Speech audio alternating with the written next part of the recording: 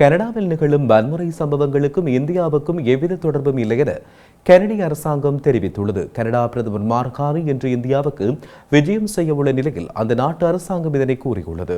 கனடாவின் முன்னாள் பிரதமர் ஜஸ்டின் ட்ரூடோவின் ஆட்சி காலத்தில் காலிஸ்தான் பயங்கரவாதி கொல்லப்பட்ட விவகாரத்தில் இந்தியாவுக்கு தொடர்பு உள்ளதாக குற்றம் சாட்டப்பட்டுள்ளது. இந்த குற்றச்சாட்டை இந்தியா முற்றிலும் மறுத்து வந்த நிலையில் கனடா தன்னுடைய மண்ணில் காலிஸ்தானி பயங்கரவாதிகளுக்கு அடைக்கலம் கொடுப்பதாக இந்தியா தொடர்ந்து குற்றம் சாட்டி வருகிறது. இதன் காரணமாக இரு நாடுகளுக்கும் இடையில் தூதரக ரீதியிலான உறவில் பாதிப்பு ஏற்பட்டுள்ளது. இதையடுத்து கனடாவில் மார்க் கார்னி தலைமையிலான அரசாங்கம் ஆட்சி அமைத்த நிலையில் இந்தியா கனடா இடையே மீண்டும் சுமூகமான உறவு நீடித்து வரும் சூழலில் பிரதமர் மார்க் கார்னி இன்று இந்தியாவுக்கு செல்ல உள்ளார். இந்த பயணத்தின் பொழுது பிரதமர் மோடியை சந்தித்து கலந்துரையாட உள்ளார். எண்ணெய், இயற்கை எரிவாயு மற்றும் வர்த்தக வாய்ப்புகள் குறித்து பேச்சுவார்த்தை நடத்தப்பட உள்ளது.